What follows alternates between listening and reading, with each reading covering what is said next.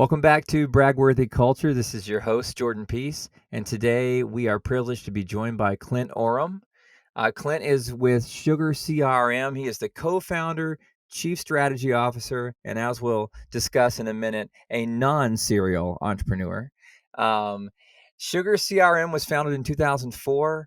It is how marketing, sales, and service teams finally get a clear picture of each customer's journey without getting all the headaches and hassles that come with traditional CRMs. Right. So we're going to talk about Sugar. We're going to talk about Clint. First, I want to talk about Clint, if we can. Tell me about this thing on your LinkedIn profile that says non-serial entrepreneur. It jumped right off the page. I'd love to hear that story. There you go. Well, thanks, Jordan. Appreciate being here today, and love the opportunity to share a little bit of my own personal story, and but more importantly, what we're doing at SugarCRM. A lot of cool, fun stuff there. So, but on that personal journey level, when I started Sugar back in 2004, I thought, I live here in Silicon Valley, by the way. I thought I was kicking off the Silicon Valley dream, and that I would just be, startup after startup after startup, and I was going to Right. measure success by the number of startups that I got going. And then I found that true love. I fell in love with my Mm, first company. I love what I'm doing. I love what we're doing as a company. I love my customers, my partners, my team, my employees, everything about it. And suddenly I find myself almost 20 years later, so mm. 19 years practically to the day since we started Sugar CRM, still Wow. doing what I love most. And now I guess I'm a non-serial entrepreneur. That's great. I love that, and I'm newer in the business. I'm about 3 years into my own first startup Hmm. and starting to get a similar feeling, Yeah. around like, I love this job. I love these people. I love this concept. Why do I ever want to do anything else? And I never Yeah. thought I'd feel that way. It was really surprising to me. But that's so It's cool. I lucky. love It's it. lucky to Yeah. yeah, I consider myself Yeah. incredibly lucky to love what I do so much so that I can't imagine doing anything else. That's perfect. I love it. So being, such a unique, especially in Silicon Valley, such a unique story, right? Yeah. And that being really carrying a lot of depth for you, a lot of meaning for you, and that love. How does that kind of infiltrate in a good way, find its way into the values of the company, into the Yeah. culture of the company? Like, how does that speak into everyone else's experience at Sugar CRM? Well, I certainly think it's the case that culture starts at the top, right? Mm, And if you've got a culture within the company that people admire, that's brag-worthy, right, yeah. if you will, Oh, I then will.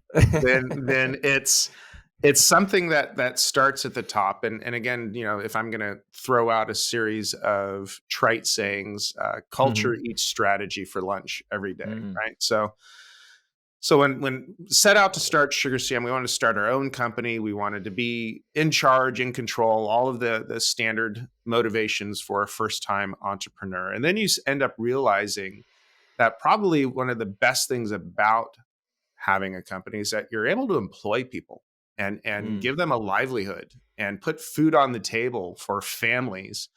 I tell you, that was such a momentous understanding for me to know Mm. that my decisions were directly affecting people's careers, directly affecting their ability to, like I said, put food on the table.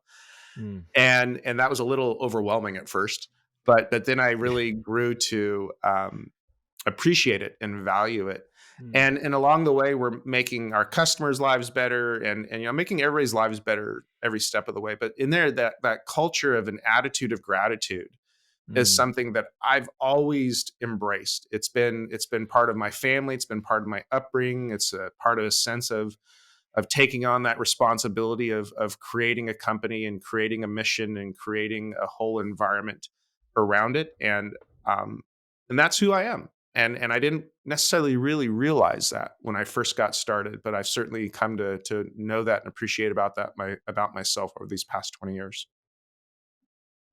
That's awesome. Clint, I'm still in that beginning stage where the weight of that responsibility to put food on the table, to Yeah, it's employ kind of a people, big deal. it still feels very heavy to me. I haven't had Yeah, the almost 2 decades, of experience, but I although it is a bit overwhelming and weighty, it feels like a privilege too. yeah, It feels like, oh my gosh, I get to do this, yeah, at the same time, and I am grateful for it.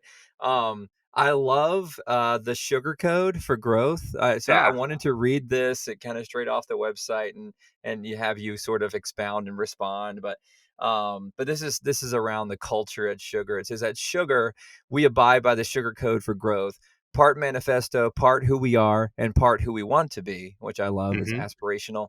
We are driven by a shared passion for culture and a desire to build a deep rooted organization and brand built to fuel growth. And this is cute. Sweeter outcomes away when we enable our business and our customers to grow. So how long ago was that written? This concept of the sugar code, and it's just so on brand. It speaks to the I think depth, and those it's great. particular words are relatively newer, Yeah, in the yeah, last couple years, but the sentiment has been there from the beginning. And one of the right. things that we've always strive to achieve is being very candid, very real, speaking with Hmm. sincerity as opposed to just a string of marketing buzzwords that Yeah. that are SEO optimized and all that kind of stuff.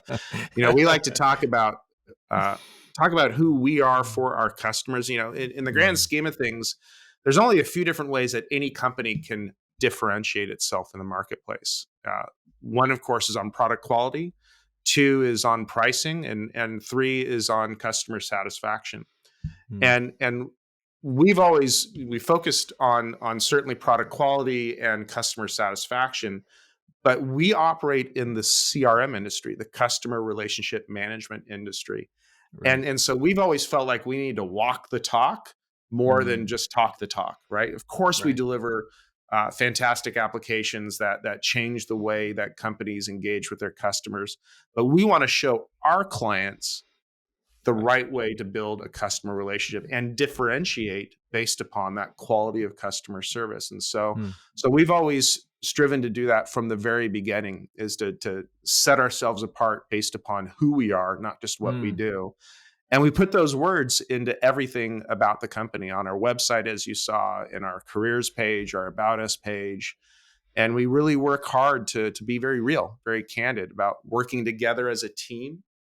We Right. feel that teamwork is frankly how you make wonderful things happen. You got to Yeah. stay focused on results, right? You got to really be focused on delivering those positive results. Right. It's too easy to get mired down in negativity, and frankly, I just don't see the place for that. We Yeah. also have an attitude of just get it done, just fix it, right? Mhm. And we Mhm. actually spend a lot of time about these particular words, because what we talk about inside of Sugar CRM is hashtag GSD and hashtag LFG. And our Okay. marketing team said, I'm not sure we can put GSD and LFG on the website. Get shit done and let's Right. effing go. Right. Uh, that got turned into just fix it, right? We believe There you go. simplicity is a competitive advantage. I still sign almost every one of my emails with hashtag GSD or LFG, and that's just go go go. Let's go make it happen. Let's go get Right. it done.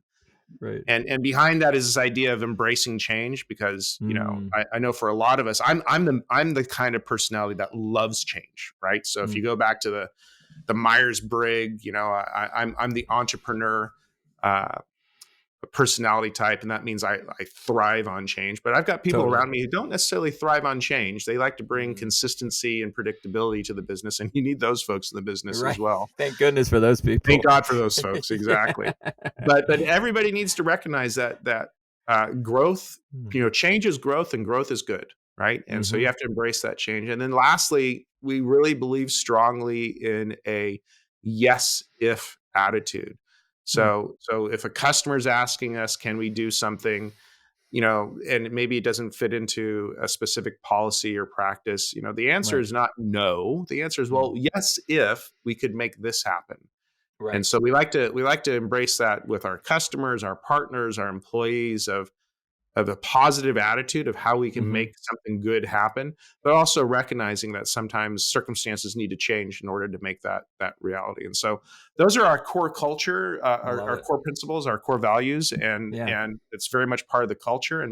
And I hope what you recognize in there is we really worked hard to not turn it into a bunch of marketing fluffy speak, to be very Yes. candid, very real. Yeah. Yeah, I love it. There's great integrity in this idea of we're in a business that's about people, and we're not just going to talk about that and be all lovey-dovey in our speech and our marketing, but we're actually going to care about one another and build a pure and a lively culture within our organization. That I love that, because and to your point about seeing within what you just said and seeing the depth of that, you can't fake culture. You just can't do it, Yeah. right? Like, especially this idea of employer brand that's been more of a hot phrase, these last couple of years, right? This idea that we have a consumer brand and this is what we export to our consumer, whether they're a current customer or a prospective customer. And it's a marketing play, right? But then there's your employer brand. It's who am I as an employer? And you can't fake it at all. Yeah. Right? It's completely what your employees say about you, what your former employees say about you, the reviews on Glassdoor, et cetera, et cetera. So I'm curious, given what you just shared and for what sounds to me just a very genuine group of people and being very genuine with one another, what do you think your employer brand is? How would you describe someone they come across Sugar CRM, they come across a job posting, they look you up on LinkedIn. What are they going to pick up on right away, do you think? Have you Mhm. gotten feedback on that from candidates? Yeah, we consistently get the feedback that almost to our own detriment, we're focused on customer success, and Mm, what I mean by detriment is there reaches a point where you can make decisions or you can do actions that are not sustainable, that hmm. Right. that The you're yes bending over without the backwards at if. the expense Yeah. of the business and that sort of Uh-huh. thing. And we've had to course correct Mm, a few times along those ways mm, because it's been a case where we're just very customer focused. We really right. work hard to make our customers Mm, successful. We work really hard to make their CRM dreams and aspirations turn into reality. And there's times when we have to dial back our folks from going 150% and almost going too far in terms of overextending themselves. And right. so I like to think, I've certainly gotten the feedback. We work hard, we push hard at Sugar CRM. Mhm. People, one of our biggest challenges is burnout. Absolutely Right. the case because people really, I think, pick up on the passion and pick up on the drive to uh, make success happen for our customers. And so Totally. one of the things I think about a lot is giving space to my people Mm, to take a down day, right? yeah. Uh, I'm notorious for sending emails out on the weekend. That's where I do a lot of my thinking about the business. Right. And I've actually had to dial that back, and Mm, I use that wonderful feature on Outlook to schedule when the email goes. So I'd rather send right. that email out late Sunday night so that it's in everybody's inbox on Monday morning, as opposed to Mhm. starting an email thread on Saturday morning and then having everybody feel like they need to participate and take away Mm, time from the family. And that's not what I want, right? I want them to spend time with the family. I want them to spend time recharging. And so we've probably spent the most amount of time in the last several years putting some healthy boundaries around ourselves mm, and healthy boundaries around how we work with not just ourselves but also our customers and our partners. And I think that's an important thing to do because we're a company that pours it all in yeah. almost a bit too much at times, right? Right. But Yeah. it's who we are. Well, it makes sense. I mean, you've said already that you fell in love with this business, right? So you're obviously Yeah. extremely passionate. You're extremely passionate about your customers and serving them, right? Yeah. And culture starts at the top and trickles down. So if you're passionate and you're LFG and you're right, then obviously your people that you recruit and those that take the job are going to follow suit. So I mean, it just, great self-awareness on your part to realize like, oh, I need to make sure that they don't see this Yeah. email on Saturday or whatever the case may be, because you're not, I'm sure we're never intending to take their weekends from them, but it's just they just are going to Well, follow because you're the even there's CEO or sometimes the that culture that comes CSO. in of celebrating how much you work during your vacation. Right. And Oh, I'm yeah, not good with that. I don't think that's the right message to send to people. When they totally. take their time off, I want them to take their time off. I want them Right. to I can't control what you think if you're thinking about the business. I hear you, but Yeah. I actually I tease people. In fact, I was just teasing one of the people that report to me directly a couple days ago. He took last week off and then he attended like 3 meetings. And I said, that's not really taking time off. And he said, well, Right. I enjoyed it because I got to choose what I was doing. I'm like, yeah, I hear you. But at the same Mhm. time, think about the message you're sending to all the colleagues. Right. And I'm not going to give you extra brownie points for working half of your vacation. I give you Right. vacation for a reason. Please take it. Yeah. Please go recharge. Exactly. Please go uh, um, take the time to connect with your family, because there's certainly one thing I've learned over these past 20 years raising my kids with Sugar. Mhm. Sugar's my third kid, right? And when I Yeah, started the business, totally. my son was 18 months old. My daughter Mm, was not yet born, and here I am 19 years later, and I've got a son and a daughter who've spent their entire life watching dad build his business, and right. they've learned a lot from just watching how I operate, and I try and convey the idea of, in this time when Mm. it is hard to find work life balance, when you're working at home or you're living at work, I'm not really certain what it is. You have to Me put neither. those boundaries in place so that you can Yeah. recharge, so that when you do come into the office or the virtual office and you do pour it all in, you're charged, you're on point, you're ready to go, you're Right. ready to give it all. So those are just some Mm. of my own personal views, and I try and build that into the culture of the company as well. I love it. I'm gonna have to catch you separately so I can get some dad advice from you, because I feel like I'm you, like 16 years ago. I've Hey, the got number four one piece of advice, kids and I got this piece of advice yeah. from a coworker 23 years ago. Get on the floor with the kids. Mm, It's just a very simple thing, but just be on the yeah, floor with the kids, and on their you level. can't think about work when you're on the floor and you're building a That's project or you're playing with them. But just spend time on the floor with the kids, and mm, it carries you through. yeah, yeah, absolutely. I love that. Yeah, I could talk about that for the rest of our time easily. Yeah, I've no got doubt. 4 kids and a 5th on the way, so Oh I'm wow, yeah. Ugh. surrounded. That's why I'm you recording in a you left closet man to right now. man defense and went to zone a while ago. Oh, a while ago. Yeah, it's getting a little desperate at this point. I love I love getting a chance to talk to founders because you were Mhm. there in the beginning, which Mhm. means you remember what it was like before you had all these people to do all of these jobs. Like back in the Yeah. day where it was just a handful of people doing 200 jobs and you just kind of figured it out, right? And you're only qualified to do maybe 2 of them, but you Or but or did screwed it up 15 enough to apiece. realize that you need to go hire somebody to figure it out. Yeah, there's a Right. couple of those. That I remember Right. the day I got fired as CFO of the company. So I started off running all of the back office operations. I stood up Yeah. all of our finance and employee benefits and payroll and all that. I was the one who got it all started.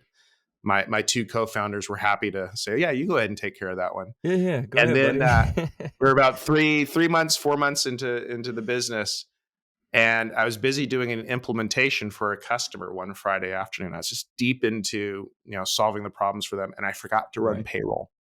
Why is it that you Oh. actually have to click a button? Can't you just schedule it and then have it go? I mean, You come have to on. actually physically click a button every Friday, and I forgot. And you want to know who fired me was our wives, right? There's three of us guys who started the company, and there was three wives behind us supporting us while we got the company launched, and there was an intervention, and the intervention equated to us hiring an accounting firm, and me going and focusing on the thing I do best, which is software and code and all that There other you go. kind of stuff. So yeah, I got fired that day, and I remember it quite Uh, distinctly and thinking, yeah, it's probably right. It's about time to hire somebody that really knows how to do this well. right. I doubt you put up too much of a fight about it No, that one was an either. easy one to give up. Happy to get fired off of this one. So I'm curious, as you made that transition, right? You went from that founder only team and really began to expand. Maybe you had that first wave of hires. Um, what was it like to transition and to kind of go from a place of maybe your culture was a little bit less written down, a little bit less defined, a little bit less mission, vision, values, formal document Right. to like, these folks need to know what they're walking into. I need to like, kind of take what's here and put it down. What do you remember? I know it's been a few years, but do you remember what that was like? Was it difficult for you to sort of put these things into words and to export this to people that were coming in? Well, if there's one thing that anybody who's ever known me will quickly agree with, I'm not one to be at a loss for words. I'm a chatty kind of guy. I'll tell you Yeah. exactly what I'm thinking. Probably, if there's one thing I learned over the last 20 years, is a bit more filter between the brain and the mouth. Ah, And so we really embrace the idea of daily stand-ups right out of the gates, okay. weekly team meetings, company meetings. I remember, every Friday afternoon us all getting together in the common room of our first office, and people cracking open the beers and chips and salsa, and then we just talk about the week, and we talk about what went well, what didn't go well. We talk about what we wanted to accomplish the next week. We do the daily stand-ups and the small teams, and we get together. So we really kind of building that culture of communication, I think is critically important. And now for a founder, it's not Mm, hard to talk a lot. Generally speaking, founders are like you and me. Like we've got opinions, we've got vision, we've got yeah. ideas. And Right. if anything, the team around us is saying, how do you turn this guy off? Is there an off switch somewhere in here? Right. And I found the bigger challenge to be when we started hiring a management layer, and how to convey that just in time discussion and culture and et cetera, and turn it into Right. something a bit more structured that could be passed on in a more predictable way. And then certainly the big Mhm. challenge for us came up when we started having overseas offices, right? Boy, if you think it's Mm, hard to keep one team focused and they all sit next to each other, then you got that second wow. office somewhere else in the country, and then you've got that third office overseas. Boy, those poor folks feel like they're disconnected. And so that's where I come back to the idea of over communicate. And Hmm. it's a really simple formula. As soon as you think you've done enough to communicate an idea, you do more. Right. And this is the part that everybody kind of laughs at, like, oh, yeah, you do more. Like, literally, you have to do more. Right. As soon as you think you've done enough, you communicate Wow. more. And so Mm, those weekly emails out to the company, the engagement in Slack with your colleagues, you just got to be present, you got to be engaged. Kind of coming back to mm, my comment about how do you make it work with your kids. You get on the floor and you right. interact with them on their level.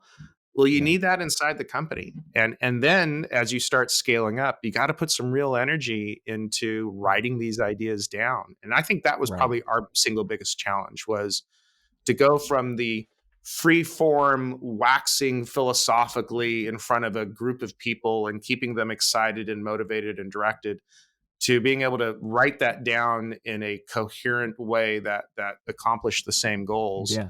and then being able to distribute that across. That was tough. And I think that what for us, it was kind of at that, probably around right now, that 75 employee mark, where we started Okay. realizing, oh, we need to put energy into this. We actually need to Hmm. focus on building a team as opposed to letting team just happen as it Right. had been. Yeah. Yeah. I'd imagine the bigger you get, the more and more intentionality you need in a lot of areas, but I'd imagine the culture side is certainly one of those. Um, I'm curious, how big is the company now? You mentioned three offices, one overseas, 550. We're spread all over the world. So 550. we got Okay. 5 offices in the United Wow. States. We've got a sales and marketing office in just outside of London and also in Munich. We've got a development office in Craiova, Romania. We Hmm. had a development office in Minsk, Belarus, and we had Hmm. a series of people in Ukraine who were working out of the Minsk office as well. And so Wow. this horrible war, and I'll just say it directly for what it is, this horrible Wow. war of aggression um, really impacted us in a big Hmm. way. We had employees fleeing Ukraine. We had employees fleeing Belarus. I've Wow. got customers in Russia. I don't know how much longer I've got customers in Russia. Some Yeah. some big organizations, and just kind of operating at a global scale and being Right. intimately woven into these factors that are happening. So easy for the average American to just think of, oh, that's happening over there, but Right. but Yeah. no, these are our people. These are our Right. people. And Hmm. it's pretty amazing. So Yeah. 550 people. We've got more offices than I could go through and list them all Wow. off, but we've got offices in Yeah. Australia as well, and we've got developers working for us out of India, and so we're very Hmm. much a global company, and started off Wow. as a global company. Our Yeah. software is translated into 26 different languages. That's Hmm. pretty impressive by itself. Wow. That is impressive.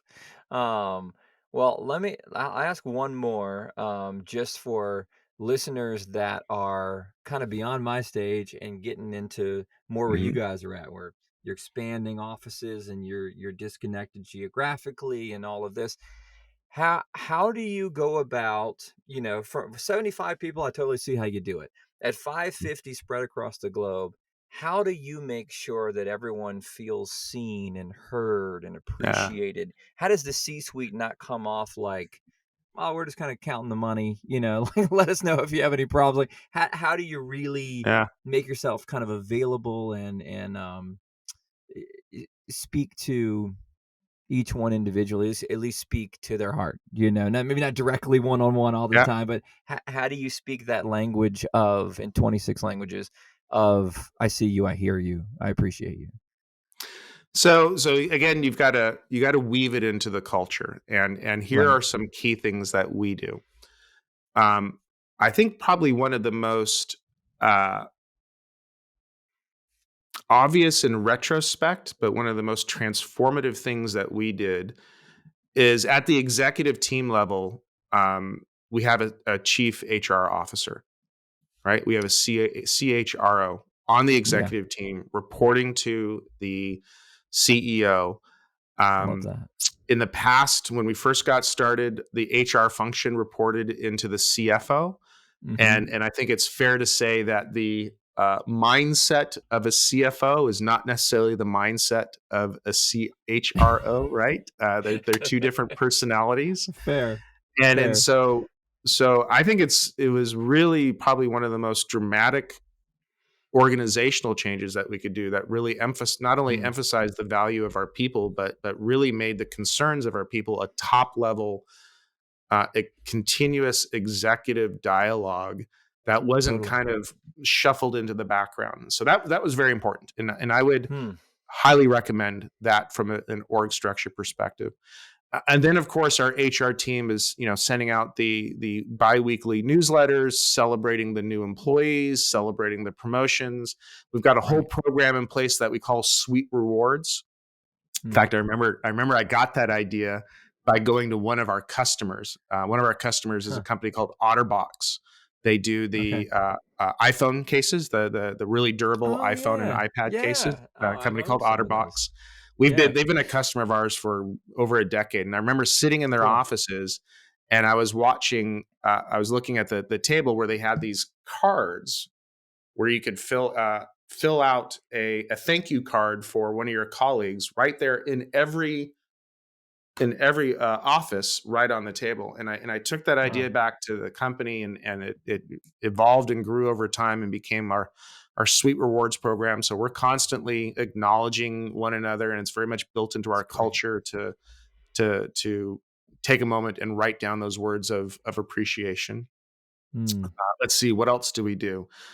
Uh, We do a company-wide meeting every 2 weeks. So Craig, who's our CEO now, he hosts a town hall for a half hour every 2 weeks, and that's just incredibly important, and Jordan, I gotta tell you, Totally. even now, if you're not doing that, I would recommend you do that because it helps you organize your thoughts as the leader of Right. the company about how do I describe where the business is right now, and Hmm. how do I call out the people who are making the big things happen, and how do I call out the new customers, and how do I appreciate everything that's going on, but it also just kind of helps you organize your thoughts. Yeah. And so we Yeah. do that. That's something that we started during COVID, and now Hmm. we couldn't imagine running the business without having that biweekly town hall. And of Yeah. course, we have all the Slack channels, right? So we've got the managers channel, we've got the regional channels. Each office has their own channel, and so you've got Right. these different communication tools. But the one that I really come back to that I think is probably most important is to have that regular cadence of company Hmm. meetings, and they can be short and to the point, and they need to be very very real and very authentic. And then Right. having that top level senior person reporting to you directly as part of your executive team, whose job it Mm. is to make sure that we're creating an awesome employee experience. And to me, I think those are probably the two most important lessons learned over the years. Oh man, I love it. That's super helpful. And what I've been doing lately, we have a meeting Friday afternoon called "What's Going On," uh, Yeah, and literally, it's just me for about half an hour, and it's just here's what's going on, yeah, both for information, but also to celebrate and also to welcome new folks, and it's I and think it sometimes. builds that transparency builds trust, right? Isn't Totally, that? right? It builds trust, and when Yeah, you're authentic and you're humble and you just sort of there's a tendency for people to look at an executive and think they're like the Wizard of Oz, just like there's somebody behind a curtain. It's like we're still it's just figuring a it out person. ourselves too. I've been Exactly, doing this for right? 20 years, and I'm Exactly. still figuring out something new every day. Yeah, Yeah, I know. It's like I don't know how comfortable you guys are with how much guesswork I'm employing here, but I'm going to let you know about it anyway yeah, and be exactly. transparent, right? Well, hey, lastly, before I let you go, I'd love to hear, Yeah, and I'd love for our listeners to hear about your podcast and the name of that, and kind of your mission yeah. around that. Yeah, Yeah, thank you for asking. sure. So this has been a dream of mine for a while. A little bit of background. So back Yeah. way back when young Clint was just a young whippersnapper, uh, I learned to hate public speaking. My very Mm, very first public presentation in front of the class in 6th grade, I passed out cold from nervousness. Literally just locked my knees, fell over backwards, cracked my head, so nervous that wow. I had quite an auspicious introduction to the world of public speaking. I Fast forward see. several years, I'm still very nervous when it comes to public speaking. But in my high school, we had a radio station. We had a 1,000-watt high school radio station covering Sacramento County in Sacramento, California. And I Whoa. became an on air personality, and I learned to hide behind the microphone, right? I got much more Mm. comfortable public speaking in that type of environment. Fast forward 35 years later, and now we have the world of podcasts, and we have Right. cameras, and we have microphones, and I get to take all that energy that I created back in high school around being an on-air personality, and I now get to do this. And so I'm looking forward to launching my own podcast, and it's going to be called Fuel Awesome. Growth. And it's all about Awesome. helping companies, no matter what stage you're at, how do you figure out the equation to unlock the next stage of growth? Now, if you're a Mm. 50-person company, that's one set of ideas in there. If you're a 500-person company, it's probably a different playbook, right? You've got different Mm. things, different equation that you're trying to balance along the way. So, how do you Awesome. unlock that growth equation? That's what Fuel Growth is all about. Talking to Cool. CEOs, CROs, chief revenue officers, chief marketing officers, chief customer officers, and interviewing them about what they've done to fuel the next or this last wave of growth that they're enjoying right now in the company. I love it. Well, thanks for sharing. I look forward to listening to it, and And I've hopefully I already won't pass agreed. out, right? Yes, That's yeah, that's yeah, my you goal and me is to both. and not pass out in front of the audience.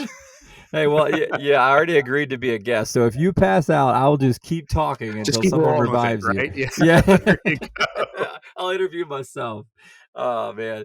Clint, this has been a ton of fun. I really am appreciative that you would jump on the podcast Thank today. you, Jordan. I appreciate it. Had a good time.